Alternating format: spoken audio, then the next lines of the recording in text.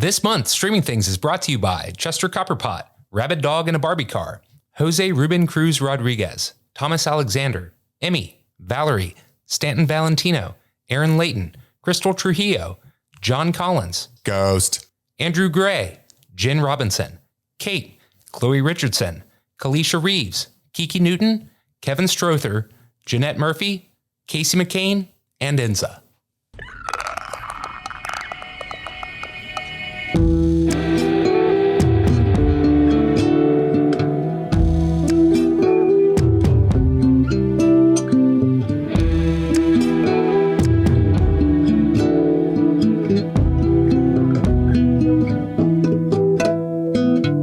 Welcome back. My name is Chris. And I'm Steve. And this is Streaming Things. We are beginning our coverage of The Last of Us on HBO. We just finished watching episode 1. We're here today with Jimmy. Hello. Hello, friend of the show, Jimmy. You might recognize him from our coverage we did many moons ago on Spawn, the movie Spawn, with John Leguizamo.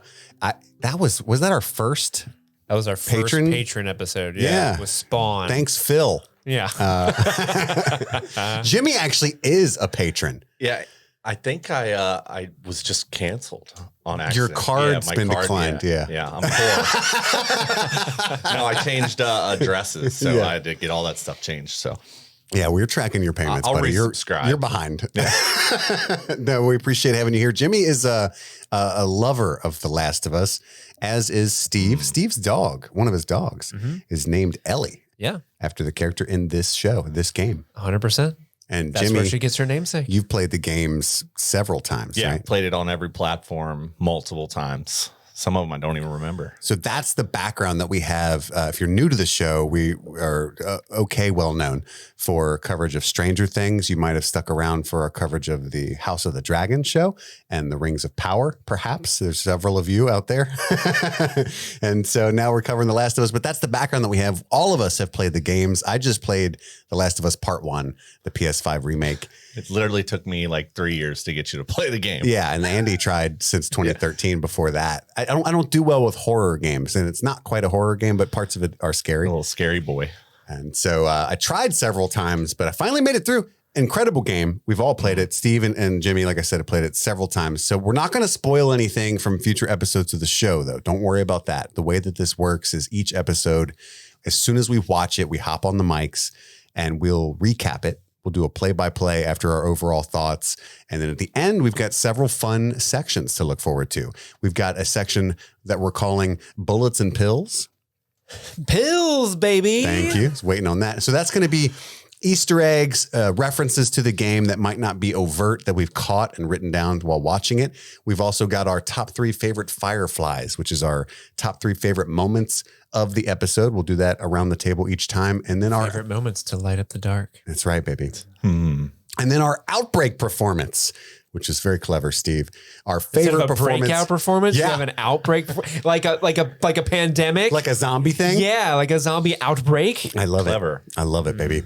And that's going to be our favorite performance of the episode. That'll cap off the episode there. So look forward to these each Monday, dropping as soon as you wake up, wherever that is in the world. That's actually not true. That's not how time works. It might be in the afternoon for you. Depending where you are in the world, it will definitely drop at a certain point. Wake up, baby. A new Streaming Things just dropped. And that'll be every Monday after each episode. So anyway, that's the way this is going to work. Thank you, Jimmy, for joining us. Let's dive right in. I don't think we have any special news to announce or any shit like that. Do we, Steve? No. All right, let's dive right in. Steve, what did you think? What are your overall thoughts now that it's finally here of The Last of Us on HBO Max?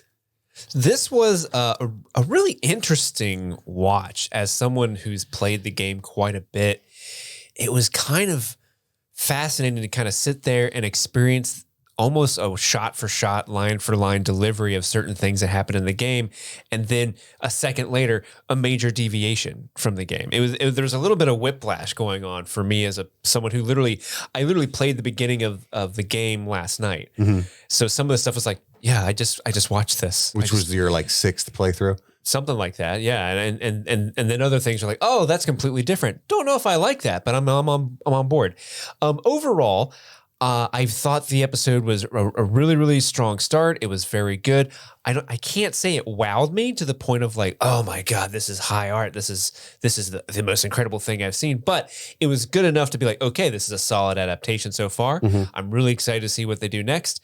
And yeah, overall, very positive things about it. Awesome. I'm really eager to talk about the deviations and what you might not have liked or what you might have liked or not liked about that, because I have thoughts as well. Jimmy, what are your thoughts overall on the episode? Overall, I absolutely loved it. I have to agree a lot with Steve, but I understand some of the deviations. Obviously, they couldn't flesh out a lot of the stuff in the game, the action, the playthrough. So I definitely recognized why they did that. But I absolutely loved it. The intros, all of the little tidbits from the game. Like you said, there are tons and tons of little, what do they call them? Easter eggs. Yeah. Kind of Easter eggs. Pills, baby. Pills, baby.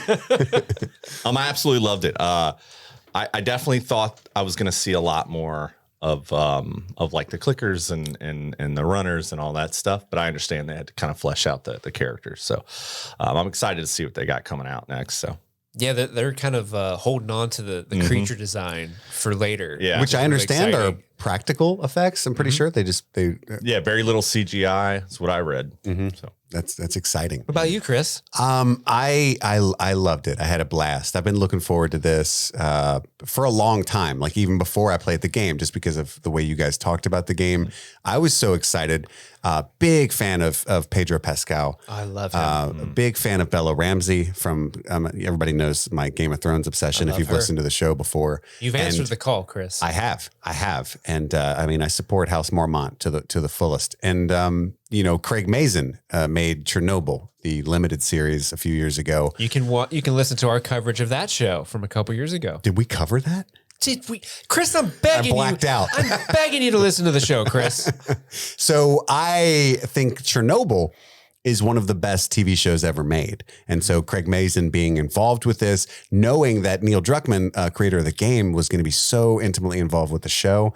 I thought it was in HBO as a network. They don't fucking miss typically. I knew it was going to be a home run. So that's why I hurried up and played the game. If the show hadn't been made, I probably would not have finally played the game, Jimmy. Right. So anyway, all that is to say, I was very excited. It did not let me down whatsoever. I see what you're saying. I think all in all, most of my excitement from this episode comes from knowing what's coming and how good it's going to be. Because if they pulled this first section off, and they did, then what's coming is going to be a home run. Absolutely. I'm very, very happy to know that the entire story of the first game is going to be played out in this first season. And so that makes me excited for the pacing. Like it's going to be nonstop awesomeness. There's a few huge changes, like Steve, like you said. I really liked them, and like I can see the narrative purpose. Oh, I don't dislike the changes. There's one in particular I'm not sure about, but I don't say I dislike it. Yeah, right. I don't want to put words in your mouth, but like I remember feeling like, and then thinking about it for a second. But you're right, it was kind of distracting because instead of watching the show, I'm thinking of like, what else does that? I'm like looking at the dominoes in my head for what that changes, and I'm like, okay, I get it. I see why. So I'm really excited to talk about that. But yeah, let's dive right in. We'll do the play-by-play, the recap, talk about things that stood out to us, and then we'll do our 3 little fun games and wrap it up so you guys can all go about your day. Because I know this is your coffee. Streaming Things is your coffee for the day. Or your cocaine, if you will. Cocaine? However you get down. Your pills, baby. Get used to that a lot. It's going to happen. Strap in. Hope you got some John Ralphio fans out there. Probably not. Parks and Rec is better than The Office. Amen, brother. Here, Nux. Boom. You disagree, Jimmy? I definitely do. Wow. Get out. The show opens in 1968. Didn't see that coming. Yeah. During a classic talk show, like was it Jimmy Carson? Is that his name? Yeah. Sure. On Carson. And I was getting Jimmy Kimmel mixed up there. And I don't think this is like a Carson type show. It's like Science Guys. yeah, but it's like, it's got a studio audience. It's a multi-camera. Like the guy's like tarot cards to his head. Like, what am I thinking? It might not be. There's a band that's like, cool, play me bone daddy. Yeah. Like, there's not like a studio band that plays the. That we saw. Here's what I really do think it is, because he kept trying to make light of what the guy was saying by correcting these jokes and stuff. Yeah. It's more of a crossfire than a we can agree to disagree. We all know it was. No, I'm 100% right in this. It was not a Tucker Carlson. How about that? We can all agree on that. Strange enough, Crossfire did feature Tucker Carlson. So 1968 talk show. They're talking about pandemics. There's a Dr. Newman, and it's the guy from The Mummy. I was trying to remember. Yeah. Where's that guy from? It's like her brother or whatever. Yeah. Wow, dude. Seriously, I was in the same boat, Jimmy. I'm like, I know him. I cannot place him. Thank you for doing that. You have saved me hours of sleep. Fun fact about me, The Mummy is probably the movie I've seen more times than any other movie on that, except maybe the original Men in Black. It's a great movie. Because I was a child of culture. And so there's no way I was not going to recognize him. And so he starts saying, hey, it's not pandemics are what we have to worry about, but it's not bacteria or viruses, it's fungus. And everybody laughs at him because it's like a Carson type show and they make jokes about it. And then, so then he alludes to how climate change might cause a fungus to want to adapt because they can't survive in bodies above 94 degrees. Everybody is kind of laughing at him until he goes on his tirade about how if this ever happens, there's absolutely nothing we can do to stop it. So it's setting up the sense of foreboding for what we all know is coming. Even if you haven't played the games, you know what the show's about. And then he gets awkwardly cut off and then says, we'll be back. And as a humanity, we will not, right? So it's just, again, I'm very pleased with the writing here. There. Yeah, it's interesting that he actually brought up the real cordyceps virus and talked about the ant. That is a real thing. Yes. And it is. I saw it on Planet Earth. Yeah, so that's the BBC episode that Neil Druckerman and them were watching when they came up, started fleshing out the idea. You mean this talk show was, you think? Yeah, well, that story about the ants, about them watching that. So I originally saw it on Planet Earth, and I can tell you, even narrated by David Attenborough, it is terrifying. This ant can't control his faculties. Exactly. All because of a fungus, not making the ant a fun guy. David Attenborough would never go for a cheap pun like that, sir. It's Sir David Attenborough. I've offended him. Apologies. Our listeners across the pond are throwing their headphones down, stomping upon them, and then going to eat bangers and mash. As you do. So then after that scene, the score kicks up and it's the fucking theme from the game. I got goosebumps. Yeah. I'm bald, but the hairs stood up everywhere else. I mean, everywhere else. All the little soldiers were at attention. Yeah, Gustavo Santo. I can't pronounce his last name. Give it a shot. Try again. Gustavo Santaolalla. No, that's 100% not it. He is the actual original composer of the game, is composing the show. So wow. It's the same exact composer. Did not know that. Yeah. That would have been a bullet and pill, baby. And just hearing the original score just kick off. It's like an award-winning Oscar movie composer working on a PlayStation game, which is absolutely crazy. They hire the big gun. Hey, Elliot Page and Willem Dafoe were on a game at the same time. That's true. There was a new thing back then. I loved that theme kicked up though. For some reason, I didn't expect that. And what'd you guys think of the visuals to the credits, the opening sequence? Oh, it's incredible. I absolutely. That's one of my favorite parts of the show. Really, it's just that 30-second intro just sets you up from playing the game so much. I absolutely just. Like you said, it gave me. It was really, as a super nerd who's done this show for a while, I couldn't help but notice the similarities to the Game of Thrones and House of the Dragon intros. But I kind of liked it for that as well. I mean, the fact that it's fungus completely makes sense. I like the fact that seeing fungus kind of grow in like a time lapse fashion, the way that it is always kind of a neat visual in and of itself. Yeah. But I like the way how it kind of like, it becomes the United States. Now it's the world, and then at the end, I was going to ask, silhouettes. Did I catch it at the end? It was those two. It was two humans, or I guess Joel and Ellie. Yeah. At the very end, it pops up, and it's them like walking away. I didn't see that. Yeah. Have you ever eaten mushrooms, Steve? Like on pizza? Yes. So then we cut to, it's 2003. And this is already a departure from the games, right? The original game took place in 2013. It started in this like prequel cutscene that opens the game. And the outbreak starts out in 2013. Yeah, and then cuts to like 2033 or whatever.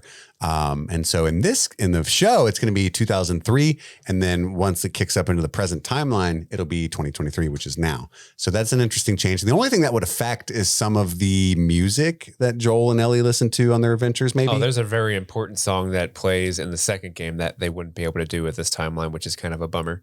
Why wouldn't they? What is it? Because that song wasn't out in 2003. It was out like only one I can think of is "Take on Me." It was the Radiohead song. Oh, the Radiohead one. Yeah, Because you're right. that song, the demo for it came out in 2013, and people were like, "Oh, maybe Joel listened to the demo because the actual full song would not have even released by September." Oh, they already had 2013. nerded out to that degree on it. Yeah, that was a big thing when the second game. Well, maybe came in out. this universe, Joel writes the fucking song. Apparently, I've been thinking about fiddling a song. I'm a creep. As I take this young girl across the country. I'm a man. widow. Don't sing that. The Hollies will sue us. So yeah, it opens in 2003 with Joel and his daughter Sarah. We see Uncle Tommy. A lot of extra footage is the way I think of it, right? We didn't get this part in the game. In the game, it starts out kind of like right as hell breaks loose with Sarah. It's the couch scene is where the game starts. Yeah, the birthday scene. That's right. But we get a little bit of breakfast action. Little Brecky. And Joel's not a good cook. Have some more eggshells before I leave, right? We get to see Uncle Tommy show up. We find out that Joel is like a concrete worker, Construction worker. I think. Yeah, he's like a subcontractor with his brother Tommy. I loved their interactions. I thought that it's this kind of jokey, like family, like their archetypes came through, and I really, really liked it.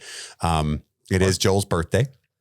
He's 36. He's 36, baby. And we hear on the radio there's some unrest in Jakarta, Indonesia. And Sarah's the only person that knows where that is. And it's just a little bit of foreshadowing. Is that a country? What is that, a country? We meet Mr. Adler, the neighbor, and Nana outside. And again, I love this interaction between Joel and Sarah, like the type of parenting that he does. They fuck with each other, right? So it really attaches you to the characters really quickly, like joking about having to hang out with the terrible neighbors. They each put each other in a pickle real quick. Like he'll have some biscuits, and then, you know what, she'll come over later and hang out with you all night, you know? Just He's that like kind of shoving thing. biscuits into her mouth. Yeah, the Nana. Yeah, that's kind of foreshadowing too. Well, she's kind of mad at him because it's his birthday and he's taking on this job and he won't be home till 9 o'clock now. By the way, pouring concrete from 8 a.m. till 9 p.m. Terrible. Rough. Holy Terrible. shit. Joel, you already Rough. know Joel's a bad motherfucker right there for doing that. If you've never done some honest labor like that. But Sarah's also got America. a plan because before she sneaks out to have this conversation with the neighbor, she goes in. It's her room, right, where she opens up the cupboard and there's a watch and some money, and she picks up a pocket knife too. Was it her I felt room? like that thought was it his room. I thought it was his room. room. Oh, that's right, because it's his watch. Later, Yeah. And later she says she stole his money Yeah. to do it. So, haha. Here, happy What was the birthday. significance of the pocket watch? You paid for your birthday present. I don't know. I haven't. You mean the pocket knife? Or yeah, pocket knife. I'm sorry. I I honestly thought that was going to be something later, but then another knife is way more significant. So it might come back up. it might. And then Tommy was in Desert Storm. I don't remember knowing that he was a veteran in the game. Is that a new thing? No, I don't think they ever. Because that's got to be Tommy's that. truck because he's driving and it's got a Desert Storm sticker on there. So he's seen action. It's probably just setting them up because they're both just badass dudes. They are Yeah. very capable gentlemen, as we'll find out very soon. I do like the small little nuggets of detail that kind of key you in on this is 2003 because Joel's like, "Hey man, I'm on Atkins." Yeah. What's Got the- Atkins? Remember early 2000s where people were like, "Oh man, you mean on that Atkins?" That's when the first anti-carb propaganda was born. And that Nokia cell phone, the brick on the table. This is before gluten-free got big. Yeah. But as soon as Atkins came out, yeah. And then we get to see a little scene with Sarah at school, which we did not get in the games. We hear some coughing, which might be foreshadowing. I don't know if I think the virus does do that, right? Slurred speech was one of them. Yeah. I saw the think sign. coughing I think was coughing on that. was. But coughing is a good indicator, regardless of like, because we all know what a Somebody's sick. pandemic is now. So Yes. and this whole little sequence that where we follow Sarah around through town, there's a ton of little, instances where like, oh, things are not as they seem. Kind of like when we did Shaun of the Dead, you kind of got little nuggets of, news clippings and people running in the background. It's a trope for this genre, but I love it. I love it. You got to have that stroll through town kind of at different things. Over. Yeah. That's a lot of helicopters. There's an Arnold reference. Get to the chopper. Then we cut to the little shop in the city where Sarah's getting his watch fixed for his birthday. He charges her $30, says he can do it real quick. The wife, co-owner of the shop, comes out, kicks Sarah out, and clearly she's very upset about what's going on around the city. Hey, you should go home, right? Panicking. There's a bunch of moments here because you see sirens. It's a police car and then an ambulance and then the SWAT team. Drives by in the background. That's normal where I'm from. I didn't catch it. So was that a deviation from the game too? The watch. So did she buy him a new watch in the game, or did she fix a previous watch, or do they even? I thought she fixed it. She fixed it. Yeah. Okay. It's a fixed watch. It's a fixer-upper.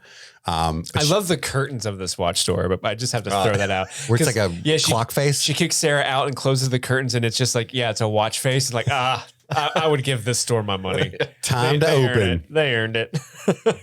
And we go back with Sarah to the neighborhood. She goes to the neighbor's house as promised. They're very religious folk because the dog's name is Mercy. And then I forget, Sarah says something and she's like, the mom's like, they need Jesus.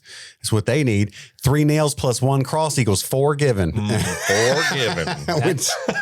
That's a Christian pun I've never heard. That's maths right there. But I respect that. It is Christian maths. And I'm just saying, in the Bible. This woman says these people need Jesus, and then she goes around and says, oh, we're not making chocolate chip cookies. We're making raisin cookies. That woman needs Jesus. Yeah. Just saying. Steve was not happy about the raisin cookies. I am a fan of oatmeal raisin myself. Maybe not over chocolate chip, but I would actually venture to say on occasion. In fact, I would go for some oatmeal raisin right now.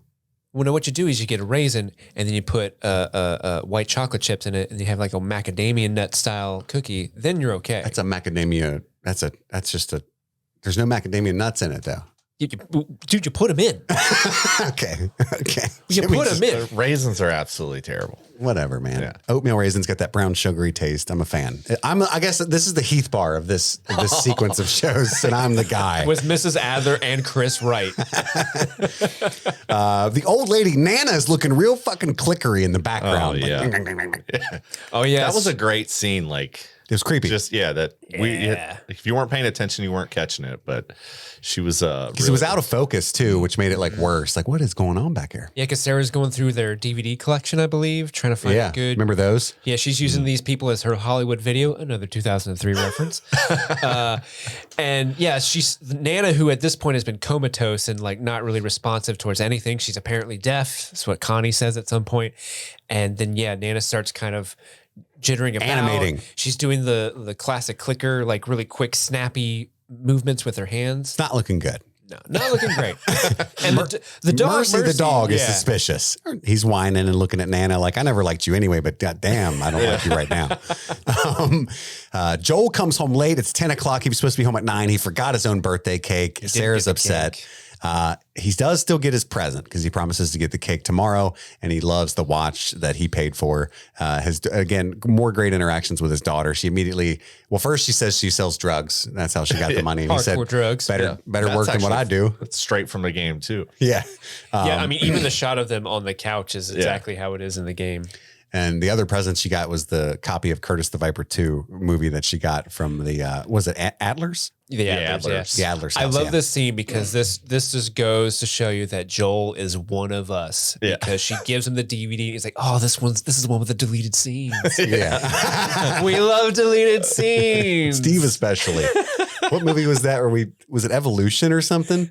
No, it was oh man, I can't remember. It's one of our more obscure movies where you were like, God, did you guys see the deleted scenes?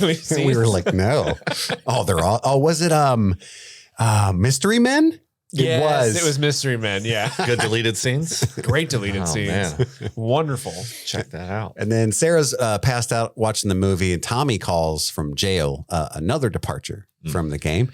So I like this departure from the game because the way the game plays out, she falls asleep on the couch and then it cuts to her waking up in bed later on, and you just don't know where Joel is, and he just shows up halfway through. Right. Her neighbors attacking, and it's like, where were you? I like how the show kind of goes out of its way to be like, no, he's gone for a reason. This is why. Plus, there's no real reason that Tommy, other than he just calls his brother immediately. We presume he's nearby. This kind of gets them all together in an organic way, and also characterizes them. And it's a good way of showing, Tommy's a bar fighting fool, right? Well, he's a bar fighting fool, but also it kind of goes into like there's a lot of violence happening in the city because people are starting to get the virus and they're starting to get all punchy and bitey. They do tend to get punchy and bitey. And that puts him in a prison, which assumedly all those people are going. So the two of them know shit's fucked up because they were just at the prison where all the punchy bitey people are presumably going crazy. Travis County Jail, baby. So he puts Sarah to bed, goes to get his brother. She wakes up to choppers, booms, car alarms. Again, nothing new from where I'm from, but Sarah's upset in her neighborhood. That's not common. There's a national alert on the TV show. Mercy shows up, the dog from next door. She goes to take Mercy back to the Adler's house. The front door is open. It's looking real sus, as Gen Z would say, right? Super sus. Skep. Real skep. Now that's more like us. Like they say sus now. Sus. She slips in a big pool of blood. Things aren't streets ahead. No. She slips in some blood and sees Mr. Adler. He's like, help me. And then Nana's over there gnawing on the mom, probably because she hates oatmeal cookies as well. Yeah. That's what started this whole thing. And Nana's a runner. And she's got these tentacles coming out of her mouth, which again, so one of the biggest departures from the game is that there's typically these fungal spores where people have to use gas masks or they'll get infected. And it really only has one major narrative purpose in the game. So it's okay. But now they've got these like tentacle things. Part one. Yes. There's some good narrative stuff. Oh, that I don't know yet. Yeah. Yeah. So any hoozle. Which is interesting. Like, I don't know. So I'm willing to give this a chance because, it's different. But for me, like spores and a fungal Oh, you didn't outbreak, get to talk about this on our Hypecast. Yeah. Spores and a fungal outbreak makes way more sense than Cthulhu-esque tentacles coming out of someone's mouth, at least to me. It actually doesn't, according to Craig Mazin. Have you seen the interview with him about it? No. So Craig Mazin did an interview defending this. First, the tentacles was an early concept for the video game. That's where they got that. So it was like Neil Druckmann's original concept. And I think, and I'm sure Steve would agree, that the obvious reason to get rid of the spores is that you can't have your main actors in gas masks for a predominant portion of the show. And that's just annoying from a visual perspective. So they tried to get around that. Plus, it's probably really tedious to animate all the little spore dots.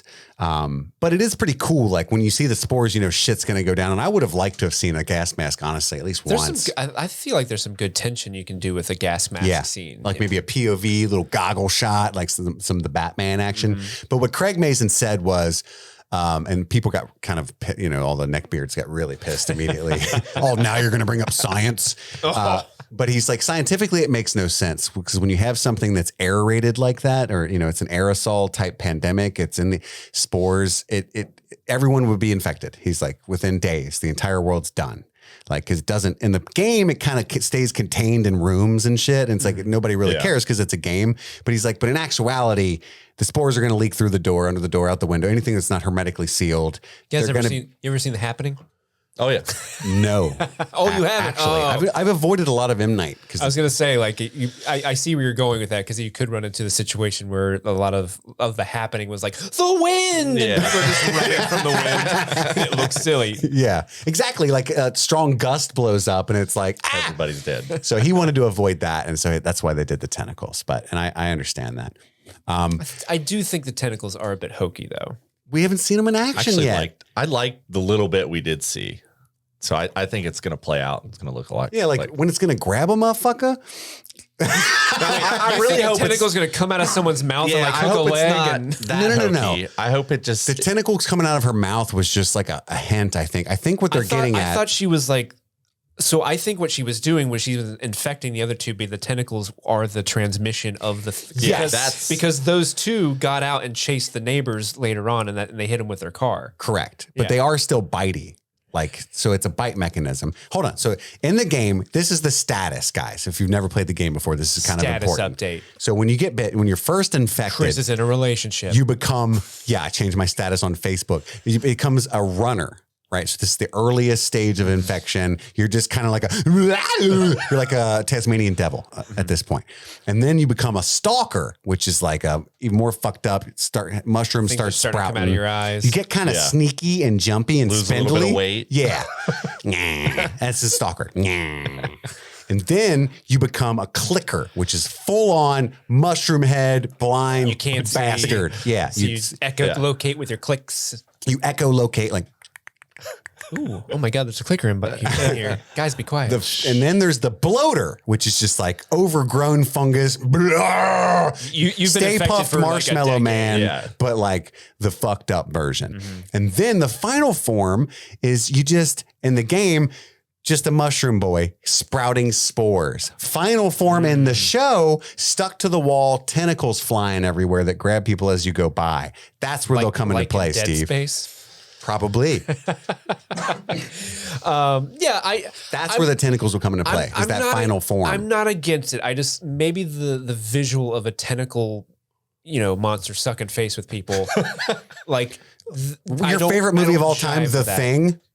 Yeah, but The Thing is The Thing, and this is a fungal outbreak. I don't know. There's something weird about I don't know. I'm not 100% against it. I'm just kind of You're not sold. I I'm respect it. I'm cautiously optimistic. You're not a whore for HBO like me. It's true. I'm not a whore. HBO can clap my cheeks whenever upon request. I get to hear that static and I drop trowel. One thing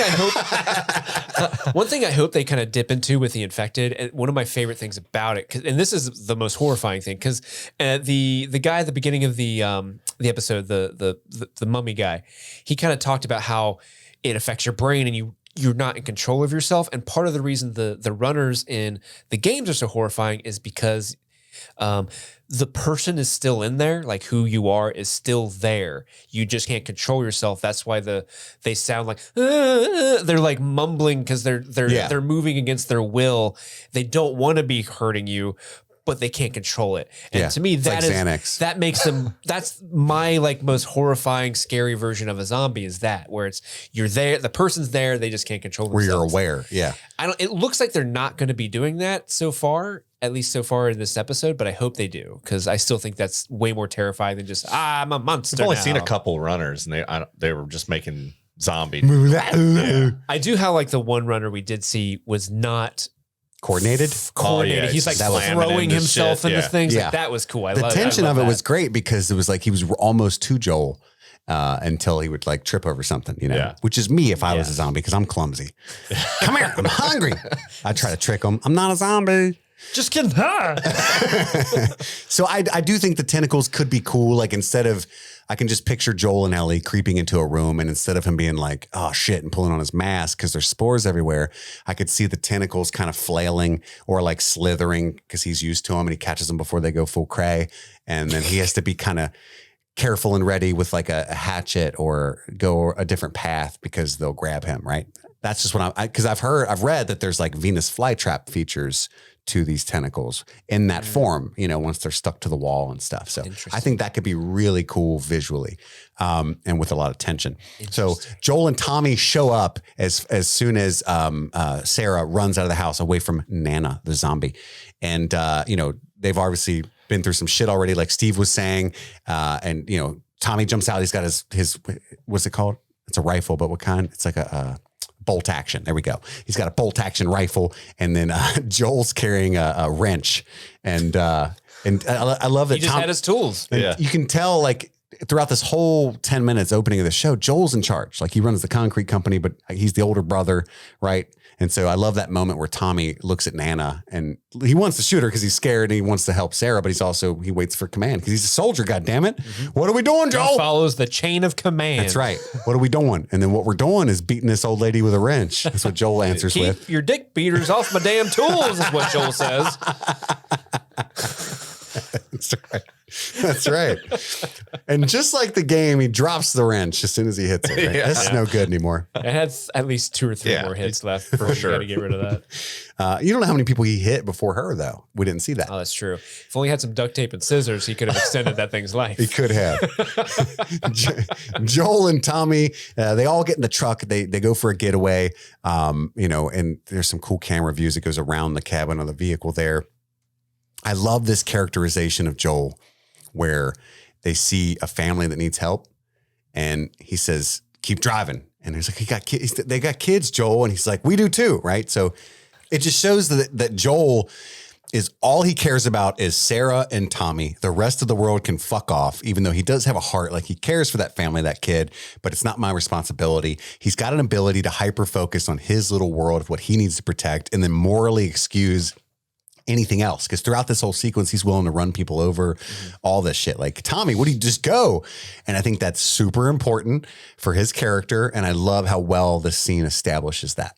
It's also a pretty good way of kind of establishing something really messed up is happening because Joel and Tommy have seen something that we as the audience have not. Because he, even in this scene, he's like, you haven't seen what I've seen. Right. Like, even at that point. So, like, as an audience who maybe not know what's going on, you're like, oh my God, what did he see? He's abandoning that family on the street? Why? Jimmy's farm? Jimmy's farm's on fire. What happened to Jimmy? Fuck Jimmy. Hopefully Yeah. Who the fuck is Jimmy? Who the fuck is Jimmy? Jimmy, how did it feel seeing your farm on fire? Oh, it's terrible. You built that farm with your bare mitts. Yeah, with my mitts. So they're trying to get out of the city. The freeway's crowded. They take every which way they can. Everywhere's jammed with people trying to have the same idea. They cut through a field. The army's already moved into town trying to keep people from leaving. There's passenger jets flying low. It's an incredible sequence. People everywhere. They run into a horde and when they try to cut through downtown. A jet crashes on the street, wrecks into their truck, and then the scene cuts. They wake up in the wreckage. Sarah's hurt. I think her ankle's broken. And then a police cruiser, an SUV, crashes into them and separates Tommy from Joel and Sarah. They decide to meet up at the river, but they're both born and raised here, and they're country boys. They're blue collar workers. I'll meet you at the river. I know exactly where you mean, the spot. The river. Where you took that girl Tiffany in 8th grade, that kind of shit. Like they've been there the whole life. And then he gets chased by a runner. Joel turns the corner in this horrible scene. It's made worse because he's carrying Sarah, right? So he's kind of defenseless, and like there's this whole pack of runners just gnawing at people. And this one lady's like still conscious, like, and he's like, I wouldn't even help you if you were fine. Oh man, that one runner that kind of like snaps up. Oh, that's horrifying. Yeah, that was so well done. And then he goes off. He's not coordinated though. He runs, starts chasing Joel immediately. And again, he's slowed down. He's carrying his daughter and he runs through this little store, comes out the front door, and he's saved seemingly by a soldier who shoots the runner. And then there's a sequence where you can see that the soldier's taking orders, right? And it's like, hey, all he says is one of them's injured. He's like, and you can see, you only hear one half of the conversation. He says the ankle. So presumably the commanding officer said where, and you can see, I just love the way that this plays out. And it's just like the game, but he's like, you can hear him go, say again? Like, cause the guy said, shoot him. You know what I mean? And he's that final, like, yes, sir. Like that defeated, like, taking orders, man. I wasn't even supposed to be here today. Yeah. And then, so he opens fire and Joel and Sarah fall down a hill. And right before he finishes Joel off, Tommy shows up with that bolt action rifle, that Winchester, and shoots the soldier in the head. And then looks over. Oh my God, Sarah's been shot in their solar plexus area. I think Joel was hit, like it grazed in the side. So the soldiers, I mean, this is point blank range, fully automatic rifle. But I mean, he didn't want to do it. Right. No, it was subconscious. Even like apologizes before he's about to, kill Joel. And we get this heart-wrenching scene of him trying to help his daughter. He can't pick her up. And Tommy knows it's a lost cause because he's just standing there not helping, going, Joel, you know what I mean? Mm-hmm. I'm getting chills just thinking about it. And again, so I tried to play the game twice before I finally beat it. In 2013, again in 2020, and then finally beat it 2022. And so I got through that scene with Sarah dying in the game twice, 3 times altogether. And, but now I have a 5-month-old daughter. I've always had my son, but just like daughter made the connection a little more stark, I think. I don't know. But watching it today, that was fucked up. Like I just literally can't imagine, you know what I mean? I have no reference point and I've been through some stuff in my life, but I have no reference point. Pedro Pascal, incredible actor. And I think, that that Sarah did an incredible job. What's her name? Nico Parker. Nico Parker was phenomenal. The scene was every bit as gut-wrenching as I feared it would be. Yeah, I played the game multiple times, and that scene, every time I play it, you tear up a little bit, and I was really hoping that they would pull it off the way that they did, and sitting there watching it, I'm dead silent, just feeling every moment of it. It was really just shocking that they killed it. Because the writers and Nico Parker did such a good job of making you attached to that character so quickly. Oh, yeah. Making her so charismatic. And even though you know, if you played the game, you know what's coming and you know, like, don't get attached, you know, like you can't help it. Don't learn her name. Yeah. Don't learn her name. Yeah, I think that's why I love the game so much. It's like the amount of emotion that's put into the writing. Like, I don't think there's a game out there that had done that before. And that's why I just continually go back. Every time they remastered it, I was like, oh, I got to play it again. I got to play it again. I think they announced this show in 2014 or not 2018, something like that. Yeah, this was supposed to be a movie at one point directed by Sam Raimi at one point. Oh, I'm glad that didn't happen. Yeah, I mean, as a Raimi fan, I'm also glad that didn't happen. Yeah. But my boomsticks. The show and the game do a very smart choice with this opening scene is that it's through the perspective of Sarah. Like Sarah is the character you play as in the beginning of the game. Yeah. And then we follow Sarah during good point. This part. So it really is effective at introducing you to who she is. And, the eyes of a kid is almost a more innocent way of viewing the world falling apart. Yeah. And it makes it more horrifying. And also when she does die, it's just that much of a gut punch. And the fact that it's from the government instead of one of the infected, it really puts you into Joel's headspace. It makes the future darker, right? Like, because there's other enemies. In fact, in the game, one of my favorite part about the game is that the infected is the least of your worries, right? They're just kind of environmental fun, for the most part, until you run into a bloater. And watch some bloaters. It was terrible. Any hoozle. We cut to 20 years later, so it's 2023. There's a little boy wandering into Boston, which looks completely unchanged from how it is now. For sure. It's completely overgrown. Yeah, just set that QZ up by the Dunkin' Donuts. Hey, that's where I growed up. My grandma, not so good, but where I park my car. It's like South Boston. These infected, there's a bunch of wicked pisses, man. Bunch of wicked pisses. That's all the Boston we know. Yeah. I love Matt Damon. I love Casey Affleck. Casey Affleck. Not Ben, but Casey. That's my guy. I love Dunkin' Donuts, as mentioned. I watch Good Will Hunting. What is it, every Tuesday? They like hockey, too. Yeah, hockey's cool. Yeah, hockey. It's wicked. So they're in Boston. That's the QZ, the quarantine zone. We see the symptoms and stages of infection poster, which is very informative to let you know it takes about 24 hours max to go full zombie or full runner, clicker, whatever you want to call it in this case. The little boy is the POV that we get. He's got a little wound on his knee and he runs into some Fedra. That's what the police or government are known in this universe. Yeah. And the Fedra take him in, they test him. We see that they have a method for testing whether or not somebody's infected. We see the screen turn red. Red's not typically a good indicating Never color. a good sign for sure. Typically not. And, driving means stop. But that Fedra officer, she has some really good bedside manners. She She's does. Like, hey, you're going to be safe. We're not going to set you on fire in a few minutes. We're going to feed you your favorite meal. We're going to some toys. We're going to give you some toys. Do you like Beyblades? We got a whole bucket of Beyblades. Yeah. We're going to shave this horrendous mullet. Yeah, we got to do something about that. And we cut to Joel and some other local citizen friends burning bodies. And then he has to be the one to take the child. Of course, we see that the kid in the previous scene did not make it. He had a red shirt on. Yep. He's a literal red shirt. Literal red shirt. That's right. Yep. Good one, Steve. That's the kind of shit I steal the next day on TikTok. You know You're what I mean? welcome, buddy. Let me know how many mid comments you get. I blocked almost all of those, I think. There's a new wave every few months. They're paid in ration cards. So that's the currency in this new society, right? That's how they get their deodorant, batteries for their dildos, food.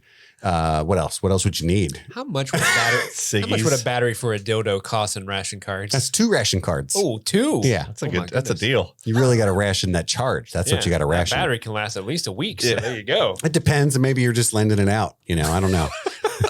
That's the QZ dildo.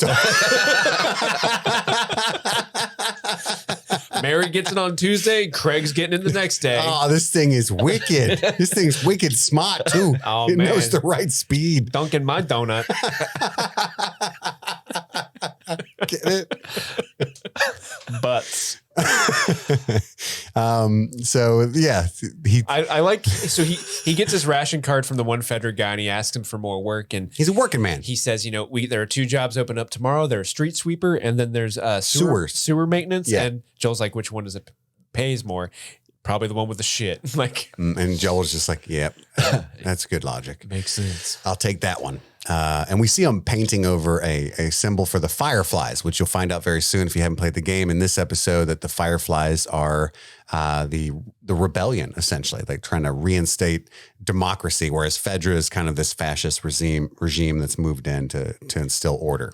But an interesting thing in this world is that Fedra sucks, right? Correct. But the fireflies aren't angels either. They just happen to have more things aligned with the protagonists of the game. But in the world of Last of Us, the fireflies aren't they're the bad amazing. guys. Yeah. Well, I like it. Yeah, it's very fleshed out, but I think that's pretty what you would expect in the sense too. Oh, yeah. That's why I love it. This is the Andor, right? Instead of like the rebellion in the original trilogy. Like this is Andor. Like they murder people. They steal shit. Can Aunt Petunia call Fedra these bastards? Yeah, I hope so. Oh, that'll get me right in Where's my Cassie and Where's Cassie and Ander? Cassie and Ander. I was in Chernobyl. We need we need a Skarsgård to show up in this. So yeah, we see the firefly symbol getting painted over, and then a public. Speaking of fuck Fedra, a public execution for this is just people that have left the quarantine zone. So they charged them with that. That's a charge, and then they charged them with returning. Did you notice that? Yeah. Which is so copy to just be like, you're like the first one is punishable by death. We went ahead and slapped you with this one. Just If we could hang you twice, we would. We're gonna hang you 2 times. by your feet when you're dead. And chuck rocks at you. Little mullet boys all around here loves throwing stuff at you. They're from Boston. You know you're in a bad apocalyptic scenario when they're like, you know what? People seem to be acting up in this quarantine zone. You know what'll curb that? Public executions. That's true though. I mean, this is the kind of lawlessness we can't abide this. What, going outside, coming back in? Come on now.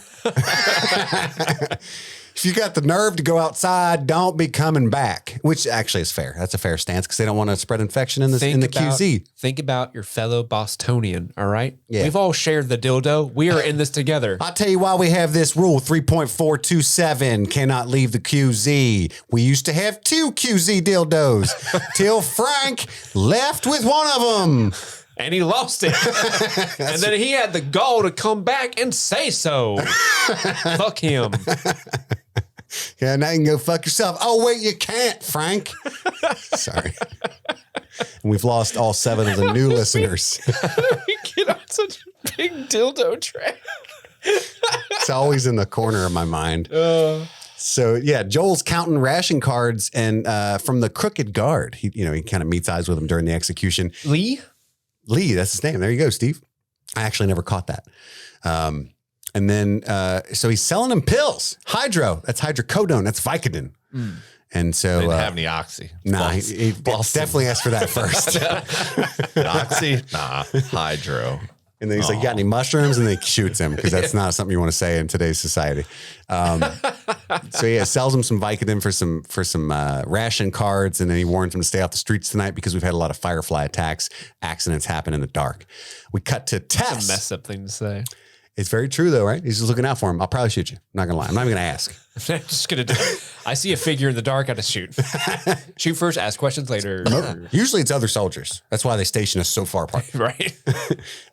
Tess is being interrogated by Robert, and this is where I suspect, Steve, you were iffy about changes from the game, or is this not it? Oh no, I was the thing I was most iffy about was the tentacle thing. Oh, okay. So Tess is being interrogated. Robert doesn't really play that huge of a role in the game, so No, but it's hugely different. So in the show, she was buying a battery. This is actually the whole setup of it, I think, is superior to the game. So she was buying a battery from Robert, and it was for Joel because Joel and Tess are a team and I guess a couple. And he wants to go find his brother Tommy, but none of the trucks in the area have batteries, which is also from the game, but from a different section of the game. You remember that part with Bill? Yeah. And so that's the whole plot of this. Whereas in the game, Tess and Joel were just buying guns. And they're gun runners, and smugglers. Yeah. And that's what was sold to the Fireflies. That's how they get wrapped up with Robert. And they go to ask Robert where their fucking guns are. And then the whole thing with Ellie is just kind of accidental, which it is in the show too. But then running into Tommy way later in the game is just completely accidental. He's hardly ever brought up, right? He's just elsewhere in the country. Right. And so I think I love how they give him motivation. Yeah, it's so much more narrative sense that he's seeking Tommy. And that's why they would run into Tommy. Across the country. Yeah. Exactly.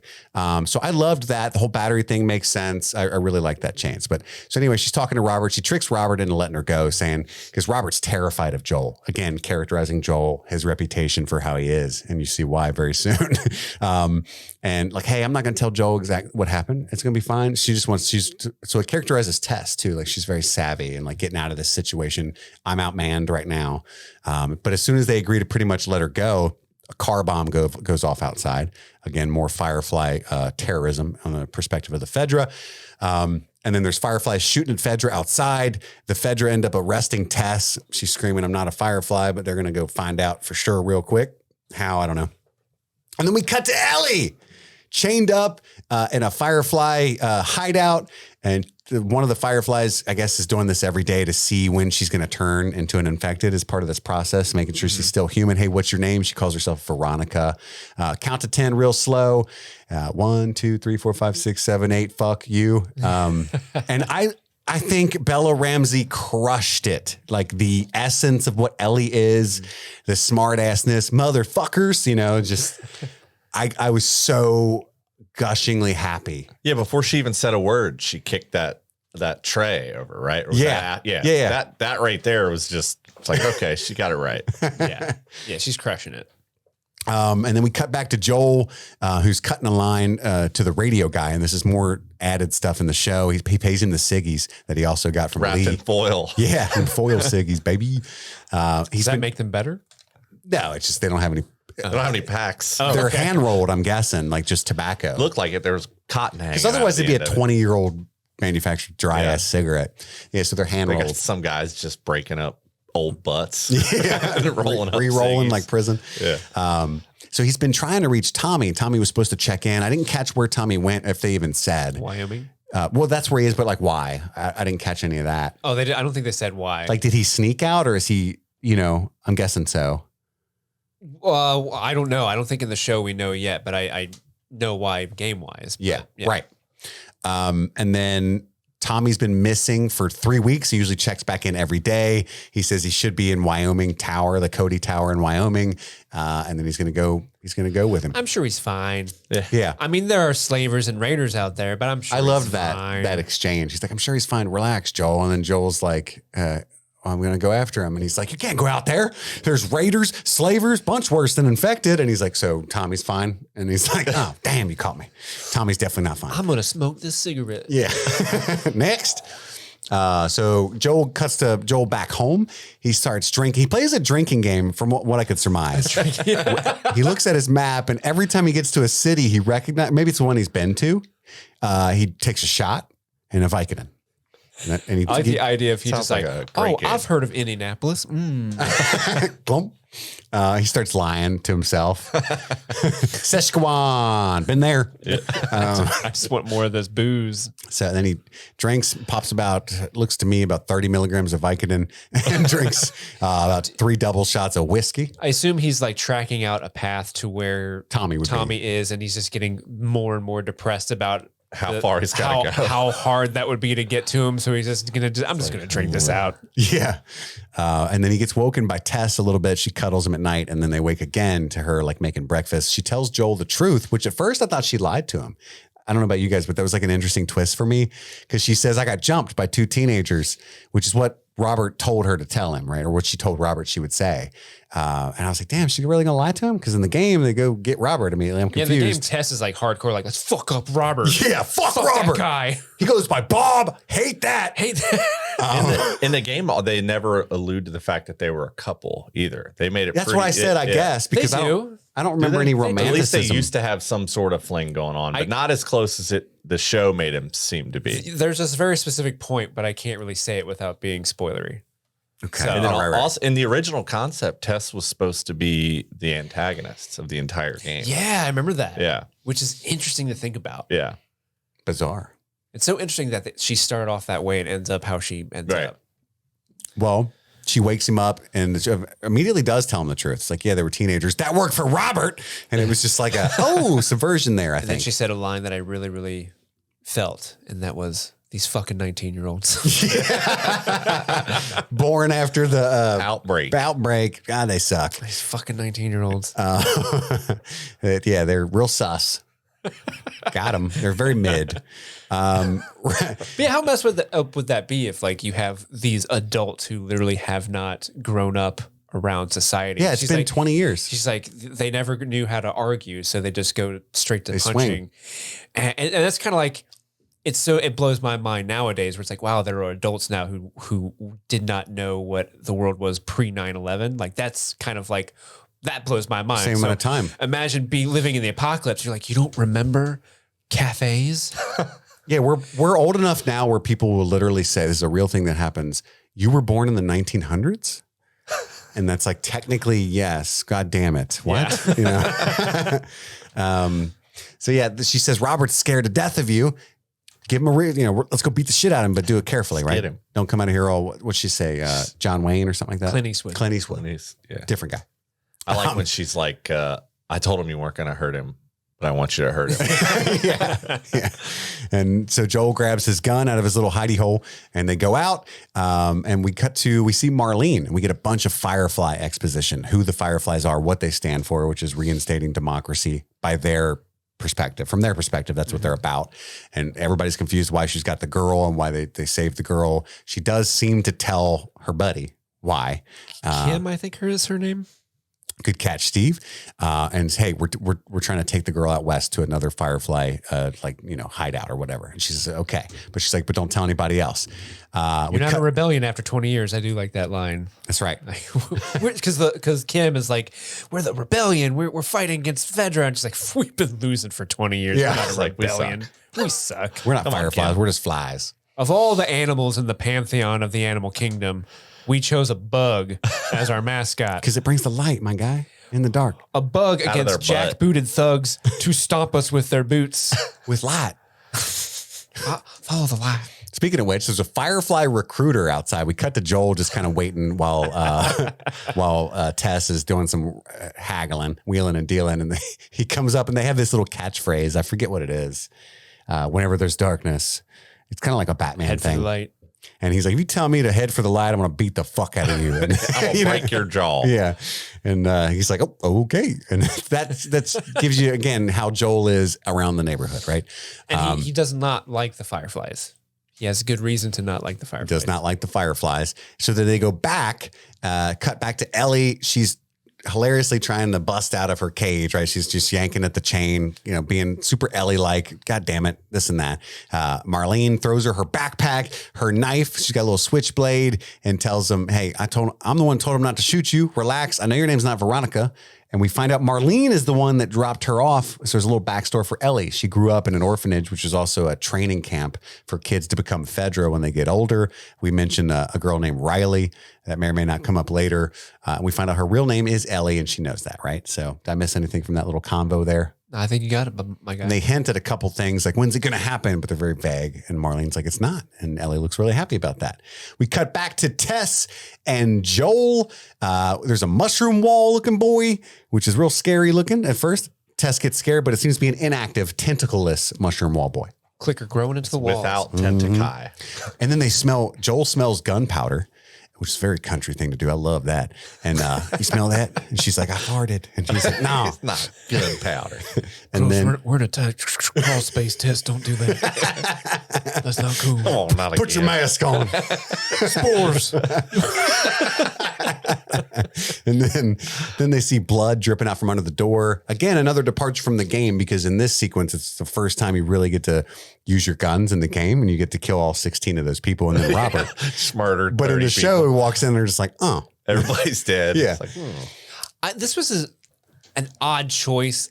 This is my least favorite part of the episode, was the transition between, we see Marlene and Ellie and they have that conversation like, oh, we're going to do this thing tonight. We're going to leave. And then immediately they find the dead bodies and Marlene's like, I've been shot. Like and Ellie tries to get Joel. It was very like, wait, hold on. Do we actually skip forward 5 minutes? Like, did we miss something? Am I the only one that was kind of thrown off by that? No, I mean, because in the game, you don't know why Marlene was shot either. She just shows up wounded and presumably doing Firefly stuff elsewhere in the city. Got shot. There were like explosions in the background that you see. They're like, man, trying to get them Firefly. And it's just as sudden because she's like, except there's less of a transaction here because I don't really know what Tess. Oh, they get the truck out of it. Yeah, Tess is trying to get the battery from Robert. So they're, hey, we'll give you a working truck. They can also leave. Yeah. So instead of getting your guns back, you can have the truck that you're looking for. So it works. I kind of wish we would have seen some of the shootout. Yeah. And we could have seen Marlene get shot. I would have liked to have had that because I think the flow of the episode is kind of hits a big speed bump in this particular transition. Well, that's the scene in the game also tells you what kind of people they are. Obviously, you just killed a bunch of people, but when Tess finds Robert, when you guys finally catch up to Robert in the game, and she just puts one in his head, and then they walk away, and then that's when Marlene comes around and she's been shot. Mm-hmm. Like, so I needed him. Yeah, definitely. Yeah, definitely. It lets the game player know, like, okay, these guys have no problem. I tell you what, so far, Tess is very hard. Like she is a very cutthroat. She's almost running Joel. Like Joel works for Tess. Yeah, in the game, and that's what she tells Robert in the show. She does, but we don't see that. Yeah, but that doesn't quite get translated as much. Kind of, because she kind of, I wouldn't say seduces him, but she's like, I told him you weren't going to hurt him, but I want you to hurt him. Like she is still running all this. Well, when she's held captured, she tells Robert like he works for me. I control him. Yeah, but I mean the way they interact, I agree. She's is nowhere near as much as in the game, which isn't a bad thing. But agreed. He's kind of this dog on a leash in the game in the beginning, and she's like, sick him, boy. Sick him. So what I love about this scene though, Steve, I think it is kind of a speed bump, but this is where we get Ellie saves it for me. It's such a shining moment when she jumps out and tries to stab him, he throws her against the wall and she's like, motherfucker. And like, I'm almost emotional right now about how Ellie that is and how much I loved it. There's a small moment too, because if you've played the game and you know how Tess and Joel are, even though the show doesn't do the best job of showing that they'll fucking kill you, Yeah. I love the moment. If you know that about them, when Marlene says, with something like, with the things that you guys can do, I'm sure Ellie will be okay. And Ellie goes, what can they do? Yeah. It's just so cool to know that. Yeah. And just the interaction between her and Joel in the scene is really, really funny, where he puts his foot on her knife and he like kicks it away from her. There's that he's just being like really like this dumb kid. Playful animosity and it's like that in the games for a while too. So I loved all that. And so we get that whole scene. I think that saved it for me. Kid Marlene's wounded. And so, and then the no ear joke. You ain't got no fucking ear. Like you can't do it. You don't have a fucking ear. I don't trust you at all. And she knows like this is a long, dangerous journey. And she knows that Joel and Tess are capable maybe of making it with Ellie alive. But she says, don't fuck this up, please. That Joel's animosity towards the Fireflies presumably is because they are instrumental in turning Tommy against him. Because Tommy's pro Firefly, right? Or at least he was a Firefly. Yeah. But yeah, he specifically points out to Marlene as like, you drove Tommy away from me or turned my own brother against me. Yep. That's why I got to go look for him in Wyoming. I fucking hate Wyoming. Fucking Cody Tower. Let me ask you this, Marlene. Do you know anybody who actually lives in Wyoming? Does that state even exist? Is that weird to you? It's weird to me. It's weird to me. And now we cut back to Ellie in Joel's house. She reads this smuggling code. We find out how smart she is. He takes a power nap because he's a fucking professional and everybody needs one when you give time. She says your watch is broken, which is funny. That's the watch he was wearing as a gift from Sarah. And then when he wakes up, she tricks him and breaks the code because she lies and says, hey, a song came on while you were sleeping. He's like, what was it? And she's like, what was it? Wake Me Up Before You Go by Wham. Yeah. Something about Wake Me Up Before You Go. And she's like, 80s is trouble. I knew it. Because that was the only thing on his little code sheet that wasn't explicitly stated. Had an X. Mm-hmm. Oh, it's cool. She liked the 180s song she knew. Chicks dig us. We're like Wham. Yeah. And so that's pretty cool. Then they sneak outside. We hear a really stupid rap that the Fedras are apparently, it's one of their chants. We fight infection and insurrection, and then we get erections doing that, and we take protection when we have sex. I made the last part up. I'm not going to lie. I think I missed all that. My complexion is perfect. But it was kind of funny, like insurrection and infection. Like, Yeah. But that's the kind of thing, Jimmy, you were in the military. I was. They like little short rhyming things, Definitely. heuristics, right? Definitely, yeah. Improvise, adapt, and overcome. Yeah, It doesn't rhyme. Foo bar. What's that? Snafu is situation normal, all fucked up. Wait, so it's not normal? LMAO. Yeah, right. It's not normal. It's bad. Situation normal, all fucked up. Yeah, situation normal, all fucked up. I don't get it. If it's not, That's the military. if it's all fucked up, Foo bar why'd you fucked put up normal in? beyond all recognition. So Fubar's worse than Snafu? I don't know. They never told us that. They just said it. We got to get more clear, military. But anyway, they sneak out. I love this moment. Ellie's amazed to be outside. She's never been outside the quarantine zone walls.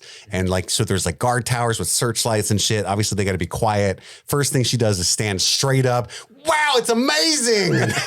I'm outside. I love Tess. Is like, Jesus Christ. Yeah, like Andy would have died laughing at that scene. That's totally his type of humor. They end up crawling through a pipe. They get caught by the Vicodin soldier because he's pissing on a wall, and they don't take the moment to He's run. totally caught with his pants down. Yeah. Yeah, I don't know if you ever. Yeah, he's on a bunch of Vicodin, like just taking forever to get that pee out. Forever to get his pants up, too. They could have just ran He was away. like, hey, hold up there. They were really nice for not running. And so they get him all on their knees, and he starts doing an infection test on everybody. And Ellie gets nervous because we find out in a second she's infected, right? But she's been bit 3 weeks ago. And we saw on the poster at the beginning, 24 hours. And I'm just explaining this for people that didn't play the games. On the poster, after 24 hours, everyone, 100% of people that have been infected are supposed to be like full on clickers. So this was, it's this crazy news. So this is what it is. She seems to be immune to the fungus. And that's why she's so important. So Ellie panics. And even though Joel's in the process of working out a deal with Lee, like, hey, I'm going to give you free pills and all the whatever we get from this run. Half off. I'm getting all off. Yeah, baby. Ellie stabs him in the leg with her switchblade because she knows that she's not going to survive the next few seconds after he tests her. He'll kill her. And then Joel doesn't even really like the kid yet, but he stands in front of her and he gets, I love the way that they did this. He gets a flashback. I think in the game, Tess just shoots him in the head like, fuck it. Oh, yeah. In the game, this soldier has like no real. There's not a lot going on with these. There's two soldiers actually. No, yeah. There's no like prior. This is much more dramatic in the show. Correct. In this moment. Correct. But I think it is Tess that starts it. Like Ellie does panic Ellie like stabs him, yeah, and then Tess obliterates shoots one him. of them, and Yeah. I think Joel has to shoot the other one. Right? It's like real quick. They just, Yeah. oh, I guess we're killing him. Bam, bam. Yeah. We're killers. But in the show version, Joel's trying to like, hey, I know this guy. I send him pills. Yeah, It's Lee, man. That's a revenue stream for me. I don't Yeah. want this to go. But I love that they gave this flashback to the soldier that shot Sarah, and he loses his fucking mind. Yeah. And beats his brains in. Mhm. And Ellie, it's a weird moment with Ellie where she kind of like leans in, right? Was that crazy? I love that too. She leaned over like Yeah. kind of interested, you know? Yeah, I obviously dead body? played both games. They're gonna play out on the rage factor inside of Ellie. Like she doesn't know, her family, so she gets. I think she's really enthralled by what Joel can do, and she's Yeah. like, "Wow, that's pretty cool." He's got a particular, he's got a particular set of skills. Yeah, Hi, Joel. My name's Ellie. Big fan. Big fan of your work. yeah. I would like to kill. I also would like to learn how to play guitar. Do you have and a Patreon? more 80s music? Yeah. What tier do I? Anyway. Five rations. You're getting awful punchy. Are you sure you're not infected? And then we cut back to Joel's house after they kind of head off into the city, and it cuts back and forth to the wide shot of downtown Boston, overgrown and shit. But the radio in Joel's house, his smuggler's radio goes off, and 80s music plays. It's a Depeche Mode song, and Never Let Me is Down. indicative of trouble. Now, who would have called that? I guess his smuggler buddies. I guess, right? It's Bill. Bill and Frank. Bill's his smuggler when buddy. she's looking at the paperwork, she asks, Oh, it who's says Bill BF? and Frank? Yeah. Yeah. Oh, I didn't see that. I didn't either. I saw a BF, I thought, but I didn't hear her say who's Bill and Frank. Awesome. That's fucking cool, man. So any hoozle, the next, that's it. That's the end of the recap, baby. Yeah, that's a really cool shot of the two buildings in the city Just that leaning. are leaning against each Like other. Idiocracy.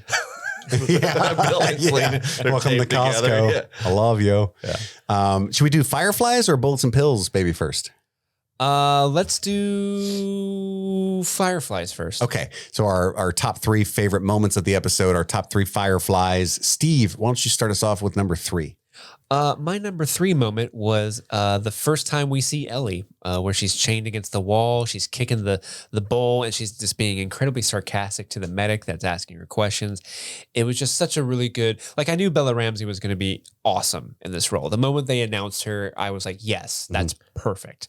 But just kind of seeing her just in action for the first time was very like, yes, I cannot wait for the rest of the show to see her play the character more and more. So that's my number 3. Mr. Jimmy. I Forgot your name. I think probably the intro. We're going backwards, right? Yeah, so it'll Yeah. be 3, 2, 1. Yeah, the intro to the show. I think that was probably All the theme music and all that. Yeah, That's good. that was good pull. It was really cool. Just the whole thing was really badass. My number 3 is the outro. So that's fair. Just the way that they set it up, the payoff of, his smuggling code, because it characterizes Ellie. It tells you backstory for Joel's life, but then to have it, and that's all I needed it to be. Like, hey, she's really smart. That's the kind of stuff he usually gets up to. That's all I needed that scene to be in there for. But to end the episode, as soon as the radio kicked on, I was like, it's going to be 80s music and it's going to be the end of the episode, because that's a fucking badass way to end the episode. Ooh, trouble. What's trouble? Right here in River City? Oh my God. That's a Music Man reference, you bastards. And Didn't get it. it starts with T and that rhymes with P, and that stands for pull. You never watched Music Man? No. Anyway, I just thought that was. Can you sing the rest of that song for me, please? Yeah, we got trouble. I just thought that was a great way to end the episode. Steve, you're number 2. My number 2 is Joel and Ellie meeting for the first time, when she jumps out of the room with her knife and she's motherfucker, and like he slams her against the door, and just their whole interaction throughout that whole entire scene. It warmed the cockles of my heart. Yeah. I really enjoyed their interplay and just how, what did you call it earlier? Playful antagonism? Yeah. Playfully antagonistic. Yeah. I loved it. They already have so much chemistry, and they've barely shared a screen together. Have you seen them in interviews and like on red carpets? And I mean, No. they seem very close. I mean, Pedro Pascal seems like a lovely person, and Yes. Bella Ramsey's super cool. She tweeted the other day. Her only tweet, the only thing it said was "motherfuckers" and hashtag The Last of Us. Was it like a photo of, like, it was a photo of her? Them, yeah. Yeah, her and him. On the red carpet, but I was like, this is the best tweet I've ever seen. Because if you've played the game, you know that that's a reference to the character, but if you hadn't, you probably just thought she was crazy. She's being a badass. Motherfuckers. It's Jimmy. What was your number 2? The second runner we see, the guy in the alley that just pops up out of nowhere. Everybody else is dead, lifeless, and then that one guy just shoots up out of nowhere. It reminded me of my dog. You know what I mean? And that's what makes it so scary. Ball? Like this animal. Yeah, this animal. Yeah. Squirrel. Yeah, that whole interaction where he's just throwing himself across tables and running into walls, like it pulled straight from the game, because those are it's intense. It's a great part of terrifying. the game. It's super intense. My number 2 is the intro of Ellie. That first when she's chained. I could have easily chosen the scene with Marlene as well, because both versions of Ellie were just immaculately executed. It was so fucking cool. But just like you said, like I was 98% sure Bella Ramsey was going to embody this character that we all love, but just seeing it in that instant and just realizing that it was 100% confirmed to be a fucking amazing 9 weeks of my life. That was just made me so happy. So there are 9 episodes? Yes. Okay. I couldn't remember if it was 10 or 8. They had said different things over the And it past was year, neither. so you can't be faulted. Steve, what is your favorite moment? My favorite moment is just the entire virus outbreak in the beginning. Like they did such a good job portraying that, and I love the small changes they made. We didn't talk about it. There's a moment. So the car flipping over and them getting hurt and starting off on foot. The inciting incident for that is they go through an intersection and a car hits them. Right. And they tease that in the show where it's like, oh, the car, but then the car stops. Like, oh, Yeah. I'm teased. What was it, like a piece of the plane that Yeah. It was like the landing gear or something, Yeah. I think. And I like the idea. The visual of the plane crashing is so powerful. And It's like all hell breaking loose. Yeah. And so everything from the moment where they're driving around like, oh, don't pick those people up. Oh, there's Jimmy's farm is on fire. They're in the city, drive over the people, run them over. And like all that stuff is so perfect. And then for it to they really nail the tone of Sarah unfortunately dying. Yeah. And that was such a sad moment and a sad scene. And you really, it was just perfect. I love that so That's much. definitely up there for me because that entire scene is verbatim from the game. They almost just pulled the dialogue straight off, even to the point where when they're in the playing truck as Sarah and you finally get control of the camera and you're looking around and she's doing that and the camera's spinning around and looking at the farm and looking at the people on the road. So that was super dope. One thing that we also glossed over was when they get into the car and his one neighbor's like, what's going on? He's like, get in your car or get in your house, lock the doors. And they pull away. And at that point, the Adlers, who are now infected, Adlers, they like run, they like hit him with their car as they drive away. And those neighbors that he just yelled at were like, Jesus Christ, Joel. And they run into the street to presumably help the Adlers and probably get killed. Yeah. Which that was an addition that I was like, oh man, that's just I didn't even catch that they ran out to help. Yeah. Yeah. That's awesome. But Jimmy, what's your number one favorite moment of the episode? Probably Joel's attack on the Fedra guy because it really lets us know like this guy is not to be trifled with. Obviously, the flashback with Sarah and why he attacked that guy, but I think that whole interaction where he's just beating that guy to hell, and then obviously Ellie standing behind him, just watching it, taking notice in a way where she's not horrified. Right. She's almost into it, but kind of scared. But it just let the viewer know, those that haven't played the game, that this guy, I mean, he's a killer. What has he been doing for the last 20 years, right? And I think he just snapped, and it was Pedro Pascal absolutely killed it for sure. Yeah, that's a good answer. So my number one is Sarah's death. That's a hard moment. If you've seen the game, it's a hard moment to fuck up because it's so cinematically done. Like, all you got to do is film it this way, which is basically what they did. But still, seeing it in live action like that with these faces that I already know and love made it just kind of hit differently. Mm-hmm. And again, I've got kids, so all that stuff combined was just like, it was profoundly affecting. And it's kind of that whole sequence, like Steve said, culminating in that moment that was like so well executed. But yeah, so that's my number one. Let's go through some bullets and pills. Pills, baby. We already talked about the whole truck scene, the camera movements and everything are literally shot for shot the game. But this is just little moments, little things from the game that we caught. We'll go around the room, just rapid fire, and anything that someone else calls that you wrote down, just go ahead and cross it off and go down to something else until we run out of stuff. How about that? Steve, I'll let you start. I've also included little Easter eggs like, oh, there's a song that played, that kind of stuff like that, what we used to do for Stranger Things as well, if they popped up. Sure. And on top of that, Sarah was listening to Tomorrow by Avril Lavigne at the beginning of the game. Is that what I wonder what her shirt was. Yeah, I couldn't figure that either. It was driving me nuts. Okay, I didn't catch what it was. Guys, if you know what was on her I only shirt, know two let us Avril know. Lavigne songs. Can you guess what they are? Skater Boy. Skater Boy and Complicated, baby. Complicated. Why'd you have to go and make things so complicated? No anymore. And you fall Oh, and you man. thump. 2003. Good times. Jimmy. I really like the backpacks. Like, obviously the set design stuff was incredible, but if you saw the little alien hanging from Ellie's backpack, it was straight from the game. Mm-hmm. I think just the style of the clothing that they were wearing it's dead on. To piggyback off Jimmy, there's a moment where Joel and Tess, as soon as they're alone and they're geared up, they come in, he slings his backpack off and kneels and starts to rifle through it. That is straight up from the game. Every time you went to check your backpack Making a bomb. Yeah, every time you went to go craft, you would do that exact motion. 100% intentional. I loved it. Steve. There's a really hilarious Gore Lieberman t-shirt worn in the Yeah. Very true. Very true. You guys remember Gore Lieberman? Vaguely. Al Gore and whatever Oh, yeah, I know Lieberman's that first guy name is. is. Yeah, Mr. Lieberman. Fuck Joe Lieberman. That's his name. Joe Lieberman. Fuck Joe Lieberman. Yeah, you had to say the fuck to remember it. Yep. Jimmy. There's a scene where there's a guitar just sitting in the corner, and it's kind of Nice. preludes to, what Joel's about and some of the future things that happen in the games. So Ellie's knife, the switchblade, that was very intentionally Yep. something that she's well known for throughout the first and second game. Steve. Well, Marlene, the actress who plays Marlene is Meryl Dandridge.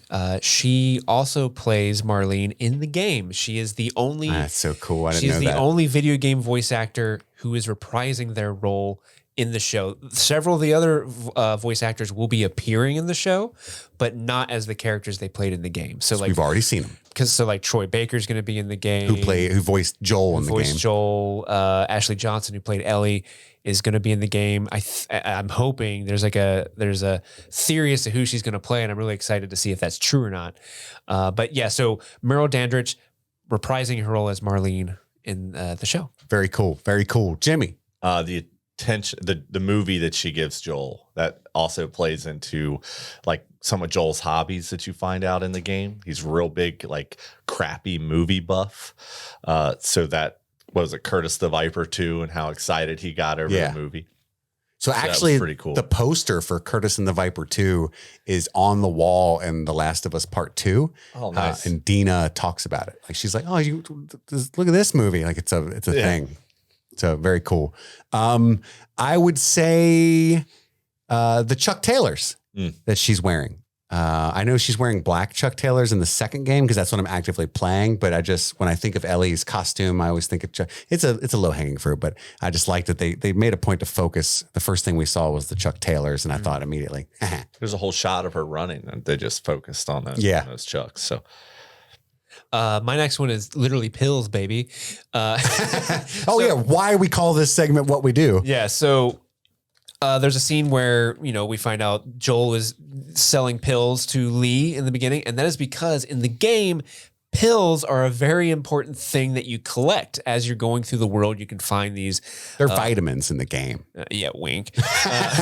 There are these pills, and you collect them, and what you do is it's like some type of currency. So it's like, oh, I have 25 pills on me. I can upgrade my ability to listen.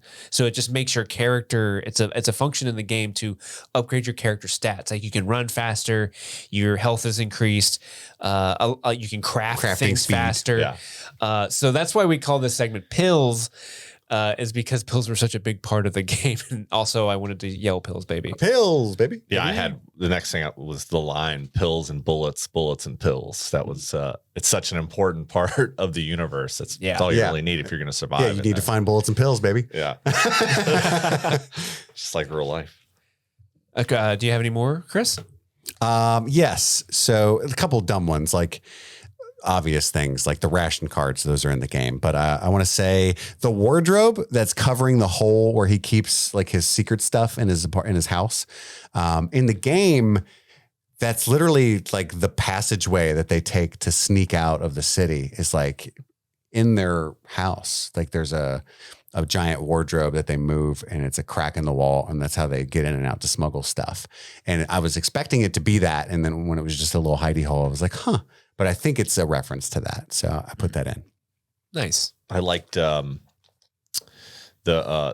weapons that he pulls out are like actual weapons from the game. It's like a hatchet and another wrench. The guy's got so many wrenches. And then his gun, even his gun case, that Magnum that he uses. Yeah, that revolver. Yeah, revolver was on my list. Yeah. There's a shot. I think it's when I could be mistaken. I meant to write down where it was in the show, but I missed it. But there's a shot of just, I think it's supposed to be dust. Yeah, the dust. It's right at when the wardrobe scene. Yeah, so he moves the wardrobe and there's dust floating in the colored red room that they're in, and it's very evocative of the spores from the original game. That's how they looked in the game. It's like the opening to the game. Like when you press start, it's like a windowsill in the dust. Yeah. True. That's probably the direct reference there is that. I had a small one, the Firefly graffiti in Ellie's, like when she's locked up to the heater by the chain. It's like when you're lost in the darkness. There's a lot of Firefly graffiti There's so many. throughout the game. They're so less of a militia and more of a Banksy. yeah, They're painting that thing everywhere they can. and I guess they got a stencil for the Firefly because otherwise you'd occasionally at least see one that's all shitty. What is that? They must have a stencil. Yeah. Jimmy, I didn't have anything. what about else. September 26th? Oh Isn't yeah, that definitely was on there. That's actually Outbreak Day, or Last of Us Day, but Naughty Dog celebrates it every year by putting I didn't know new that. content. And September 26th every year they put out some cool stuff. And that's the date in the game that it started too, Yeah. right? September 2013. 26th, 2013. Speaking of Naughty Dog, the Is developer. that the day it came out? No, No. it came That out would in have June. been money. Yeah. I bet they were probably shooting for that, but obviously this COVID and all that stuff probably pushing them back. But that'd have been really baller if they dropped it on Outbreak Well, I mean, Day. the original game. It's like you were, No. playing it and it was like, today? Wait, that's today. Speaking of Naughty Dog is the creator, the development studio behind The Last of Us. They are also behind the Uncharted games. And Did you get an Uncharted Easter egg? Wow. It's Ellie's outfit. She's wearing the Nathan Drake shirt. Oh, wow. Oh, she is, isn't she? Yep. The baseball tee? Yep. Yeah. Nice. Nice. Specifically, I think Drake wears that in the young Drake scenes when you play the game. Whenever he's young, You're talking about Drake. Tom Holland? No, I am not talking about that I wish abomination. they'd have made that a show. That would have been a cool show. Yeah. Yeah. Like Indiana Jones Yeah. type show. Mhm. Talking But about yeah, young That's cool. Indiana I didn't Jones. catch that. Very good catch. So that's my last one. Yeah, that's it. I think the Stages of Infection poster is in the game on a wall. I remember seeing that. And again, like Jimmy kind of touched on it with his cachet of weapons, but I think the wrench that he hit the Nana with was a reference to the game. There's Like, some yeah. other things that I caught Bludgeoning too, people. but I don't want to talk about them because it alludes to other yeah, things. so this one thing is referenced at the end of the show. And yeah, just say that. Okay, that brings us to our final segment, our Outbreak performance. Who are you going to give it to? Your favorite performance of the episode? Steve, take it away. I am giving it to my favorite performance, which is Nico Parker as Sarah. Very nice. She was just incredible in the role. She was instantly likable. Just when she said, "I sell hardcore drugs," like her delivery was this perfect. Like, oh, that's Sarah. That's the character, and her chemistry with not only Pedro Pascal but Gabriel Luna as Tommy was just so great. You really believe that this is a family and they really love each other. And when she got shot at the end and she's doing that like really quick gasping for breath, like, oh my gosh, it's just awful to listen to. And then when you hear that stop and you just know that that character's died, it's just so sad. And she crushes it. And just for being a character that isn't in, obviously she's dead. She's not going to be around anymore. She leaves a huge lasting impression, which is important because that is Joel's entire motivation for the whole story is his relationship with his daughter and the fact that he could not save her. And Nico Parker just crushed it. And as an audience, because of her performance, we also understand Joel's pain. We felt the pain. Yeah, Nico Parker was my pick too. Mine as well. I think is for being in the show for all of 30 minutes. I mean, she's probably the most memorable character, especially in that episode, obviously. But the effect that she left on me as a viewer, just from a very short performance, just absolutely killed it. Like you felt everything when, like you were saying, when she was laying on the ground dying, and when Joel goes to grab her and the pain like that shoots out, like I just shut up and I was like, oh my gosh, she absolutely killed it. Yeah, I nothing more to say on the subject. I really wanted to not start a 9-episode pattern of Bella Ramsey, right? Which is tempting, but I think Nico very much deserves the Streamy Award in this episode, just because her performance is so small, but so important. It's the driving impetus for, arguably the protagonist, at least of this storyline, right? Like it's the motivation for why Joel is the way he is, why he does what he does, and like the spiritual reason of everything that happens in the story, in a sense, right? Or the the backbone of the most important relationship in the show. So yeah, and I think that she had a lot of pressure with that and blew my expectations out of the water, like just absolutely crushed it, like you guys said. So that ends our coverage of The Last of Us, I believe. We do have some questions. Oh, that's right. We got questions on Last of Us. These as are well. questions written in by our Patreon members on Discord. Going to patreon.com/streamingthings to become a patron. We have a couple questions. First up from Stanton, who, by the way, created our Last of Us which cover is art, fucking cool. which is rad. We do rad. say so ourselves. Really cool. Yeah, so thank you, Stanton. It looks amazing. He writes, curious to know if the boys, us, notice any standout moments paying homage to the video game medium / mechanics. Joe hoisting Tess and pulling her up, stuff like that. I think you mentioned one earlier, Jimmy, when the little like pulling the backpack down and kneeling down. Like Yes, that is a 100%. mechanic. That's the only thing I I like could when think of. the flashlight, when he finally puts it up in his thing. We were all talking about that. Like, it's all wrong. Yeah, because in the at first- game, they're strapped to your backpacks and you can just click them on with R3. Yeah, he was holding it in his hand. We're like, that's not good. That's not how it happens. But then they started climbing the ladder and they put it on the back. We're Yeah. like, okay, All right. you saved Yeah. the show. Ooh, I almost turned it off. Ooh. Yeah. Almost powered it off. Stanton continues, does it feel like the COVID pandemic changed the way the initial outbreak was portrayed? Well, I don't think the initial outbreak was portrayed differently, but I do think that first scene, the scene that takes place in the 60s on the TV show, that felt almost like it was written to be like, hey guys, this isn't like a COVID pandemic. This is a fungal thing, totally different. Yeah. Sure.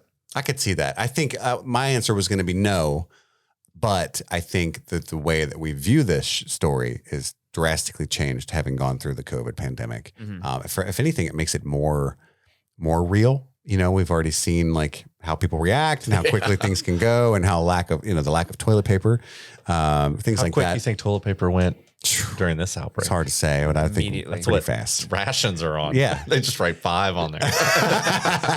Like, here you go. It's just sheets. That's all you I want get. 5 sheets, please. Our next question comes in from Ruben. Ruben asks, just in case you guys didn't know, the prosthetic legend Barry Gower, who made the Game of Thrones Night King, the terrifying Vecna from Stranger Things, and so much more, is the one in charge of the infected for the show. Good to know. How impressed were you guys with his work in what we got on the first episode? Well, we haven't really seen it yet. Yeah, there's not a lot we've seen. We did see that wall piece was really good. Oh, it's great. But we haven't seen any This wall active. piece, a nice wall clicker, really brings the room It ties together. the room together. Very yeah. feng shui It's with like our the carpet. But I've seen still photos and a little bit of footage of the clickers, and it's terrifying. It's incredible. Yeah, it's really excited me about the show is that there was little to no CGI. Obviously, the environment stuff is CGI, but No, that's just Boston.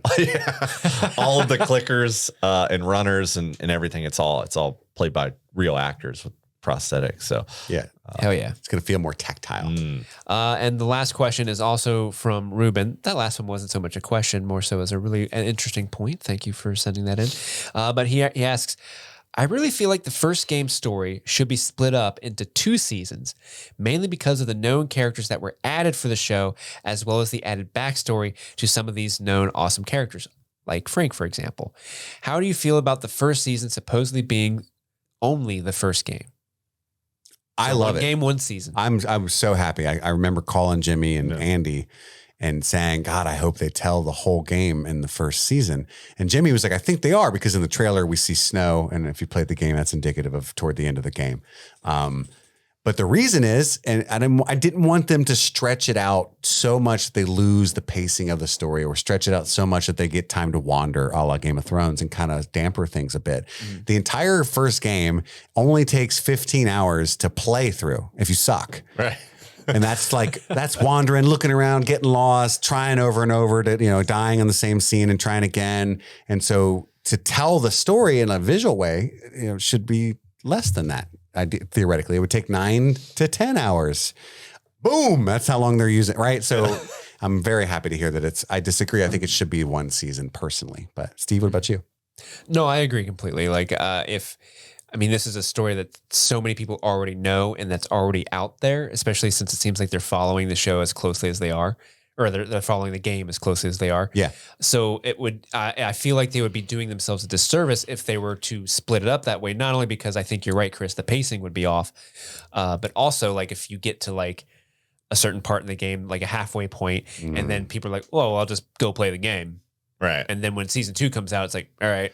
Yeah, and there was no point I could think of to end a season in the middle of that story that wouldn't piss me off and have to wait to have to wait a year and a half or so, right? Right. So yeah, I'm really happy about that. I'm really happy about that. And that was our last question.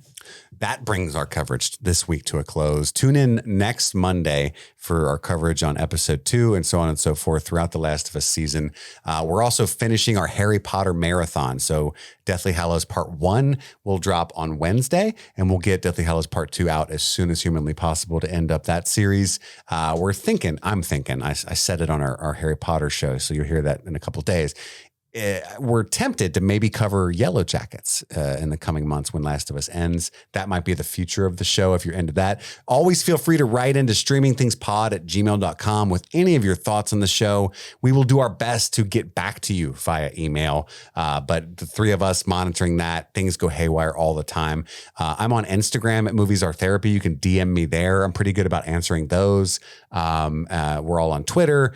You can please rate and review the show if you never have done so before on Spotify or iTunes or wherever you're listening to this. That helps bump us up in the algorithm. I'm sure there's a couple dozen Last of Us podcasts that are going to drop today. We want to be up toward the top of that. That would be wonderful if you could help us do that. Share it around. Help us out. And then, yes, like Steve said, patreon.com/streamingthings. You can support the show financially and get some different rewards, extra episodes, and ability to be on the show, all kinds of stuff on there. We're doing a apocalypse themed poll on Patreon right now in honor of The Last of Us. Yeah. Apocalyptic show. By the end of the week, the poll ends. You can choose between The Book of Eli, Mad Max Fury Road, Death Race 2000, Children of Men. One of those four movies will win and will become our exclusive Patreon bonus episode. So if you're interested in that, check us out.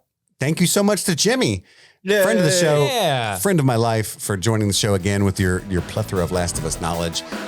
Any hoozle, that's all the time we have for right now. My name is Chris, I'm Steve. I'm Jimmy. and this was Streaming Things. Happy streaming.